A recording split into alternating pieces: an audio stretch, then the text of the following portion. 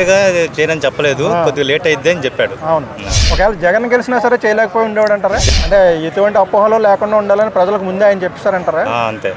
అంటే ఇంకా నిష్పాక్షంగా ఉండాలంటే ఒక అభిప్రాయ సేకరణ లాంటిది అన్న చేస్తే బాగుంటుంది అంటారా ప్రజల్లో? చేస్తే మంచిదే. చంద్రబాబు నాయుడు గారు నేను పథకాలు అప్పుడే అమలు చేయలేను అని చెప్పేసి డైరెక్ట్గా చెప్పేశారు. దానివల్ల నష్టం ఏమైనా జరుగుతుందంటారా పార్టీకి?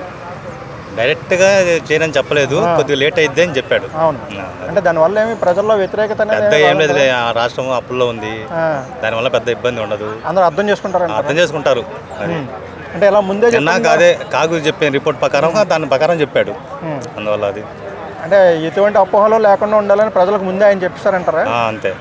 అంటే ఇంకా నిష్పాక్షంగా ఉండాలంటే ఒక అభిప్రాయ సేకరణ లాంటిది అన్న చేస్తే బాగుంటుంది అంటారా ప్రజల్లో?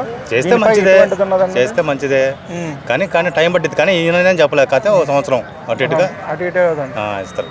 అంటే లేకపోతే హామీలు మళ్ళీ నెరవేర్చలేదని అంటే రాష్ట్ర ఆర్థిక పరిస్థితి బాగాలేదు కాబట్టి ఒక సంవత్సరం అటు ఇటుగా ఇస్తా ఉంటున్నది. ఒకవేళ జగన్ గెలిచినా సరే చేయలేకపోయి ఉండేవాడు అంటారా? జగన్ గెలిస్తే చేసేది ఉంది సార్, ఏం లేదు. నేను అనేది పథకాలు జగన్ గెలిచినా అమలు చేయలేకపోయాడు. అతను కూడా ఎలా చేసి ఉండేవాడు అంటారా? అంతే. జగన్ కూడా అతను కూడా అంతేగా, ఫస్ట్ కూడా 6 నెలలకు 7 నెలలకు సంవత్సరం తర్వాతగా కొన్ని పథకాలు ఇచ్చింది. కొన్ని ఏమైనా ముందే ఇచ్చాడు, కొన్ని వెనక ఇచ్చాడు, అది అట్లా. అంటే ఈ పథకాలు ఆయన వచ్చినా అమలు చేయలేడు అంటారా?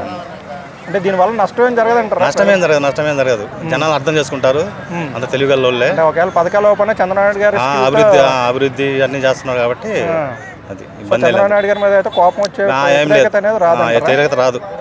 ఇప్పుడు 6 నెలలే 7 నెలలే కాబట్టి ఇంకా లాస్ట్లో ఏదైనా ఉంటే అప్పుడు వ్యతిరేకత. ఈ పథకాలు ఇవ్వలేను, మీ అభిప్రాయం చెప్పండి అని ఒక అభిప్రాయ సేకరణ అనేది చేస్తే బాగుంటుంది అంటారా ప్రజలు? బాగానే ఉంటుంది, మరి బాగానే ఉంటుంది చేస్తే. కానీ జనం కూడా అంత తెలుసుకుంటున్నారండి, ఇబ్బంది ఏం లేదు. ఒక సంవత్సరం అటు ఇటుగా ఇచ్చినా తీసుకుంటారు. జనం అందరూ బాగానే ఉన్నారు, ఇబ్బంది ఏం లేదు. అభివృద్ధి జరుగుతుంది ముందు, ఇప్పుడే స్టార్ట్ అయినాయి పనులు. 4 ఏళ్ళకి ఫుల్గా అయిపోతాయి. అప్పుడు జనాలు ఉద్యోగస్తులు రావటం, ఇవన్నీ కంపెనీలు రావటం, ఉద్యోగాలు వస్తే కొంత భారం తగ్గిద్ది. ఆయన చెప్పిన సూపర్ 6లో ప్రస్తుతం ఏమేమి ఇచ్చారండి అసలు? అంటే ఫస్ట్ సూపర్ 6 అంటే ఇప్పుడు పెన్షన్లు ఒకటి, తర్వాత దీపం పథకం కింద గ్యాస్ సిలిండర్లు ఒకటి, రేపు మార్చి నుంచి ఆర్టీసీ ఫ్రీ బస్ ఇస్తున్నాడు. అదే అమ్మబడి, అదే రైతు అన్నదాత సుఖీభాయ్, ఈ 2 కొద్దిగా వాయిదా పడేటట్టున్నాయి. రేపు మార్చికి మాత్రం ఉచిత బస్సు ఇస్తా అన్నాడు, చెప్పేశాడు. ఉగాదికి ఫ్రీ బస్ అవసరం అంటారా లేదంటారా? అవసరం లేదు, లెక్క అయితే ఇస్తాను వాగ్దానం చేశాడు కదా, లేడీస్కి ఉపయోగపడుద్ది కదా కొద్దిగా. మరి ఆటో వాళ్ళకి ఏమి ఇబ్బంది జరగదు? ఆటోలకి ఇప్పుడు తెలంగాణ చేశారు, ఏం ఇబ్బంది లేదు. ఆటోలు అసంతృప్తిగానే ఉన్నారు కదా, వాళ్ళని అంటే ఉంటుంటారులేండి. అది సో అంటే ఈ ఎప్పటిలాగా జరిగే అవకాశం ఉందని మీరు అనుకుంటున్నారు? అంటే ఈ అమ్మఒడి ఏదైనా ఒక సంవత్సరం తర్వాత ఇస్తాడండి. అది మరి అప్పటిలాగా స్కూల్ స్టూడెంట్స్ విద్యార్థి భవిష్యత్తు ఏం లేదు. ఆల్రెడీ నిన్న లోకేష్ కూడా చెప్పాడు, ఇది దోశ వచ్చినాక వాళ్ళకి 30,000 కోట్ల అప్పులు ఉన్నాయంట ఆల్రెడీ జగన్ గవర్నమెంట్. ఇది అవి ఎట్లా ప్లాన్ చేయాలో చూస్తున్నాడు. ఇది వాళ్ళకి ఇబ్బంది లేకుండా, స్టూడెంట్కి ఇబ్బంది లేకుండా చేసేటట్టున్నాడు. లోకేష్ గారు కూడా టీడీపీ పార్టీకి ప్రధాన కార్యదర్శి పదవికి రాజీనామా చేస్తున్నాను, నేను 3 సార్లు కంటే ఎక్కువ సార్లు ఎవరో కూడా పార్టీ పదవులు సేకరించడానికి లేదు అన్నారు.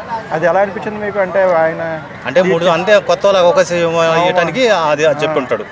అంటే అది మంచి నిర్ణయమే అంటారా? చెప్పాడు మళ్ళీ, మా నాన్న ఏ పదవి ఇచ్చినా దాన్ని న్యాయం చేస్తాను, చెడ్డ పేరు అయితే పార్టీకి తీసుకురాను అని చెప్పేశాడు. ఇబ్బంది లేదు. సో అంటే ఇది డిప్యూటీ సీఎం వచ్చిన నష్టాన్ని భర్తీ చేయడానికి ఇలా చెప్పారంట? అసలు డిప్యూటీ సీఎం అవసరం లేదండి, రాజ్యాంగ పదవి కాదు, ఏదో హోదా కోసం అంతే. దానికి సపరేట్గా ఒక శాఖ లేదుగా. అవును, ఇప్పుడు ఆర్థిక శాఖ, దానికి ఒక శాఖ ఉంది.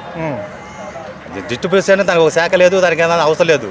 ఆయనకి అయ్యే పనులు ఆయనకు అవుతూనే ఉంటాయి, అది ఉన్నాయి ఒకటే లేకపోయినా ఒకటే. అంటే డిప్యూటీ సీఎం ఇవ్వడం వల్ల వచ్చేది పోయింది ఇచ్చేయలేదు, దానివల్ల వచ్చేలేదు కదా, హోదా అంతే. దానివల్ల ఏం అవసరం లేదు. Okay, thank you.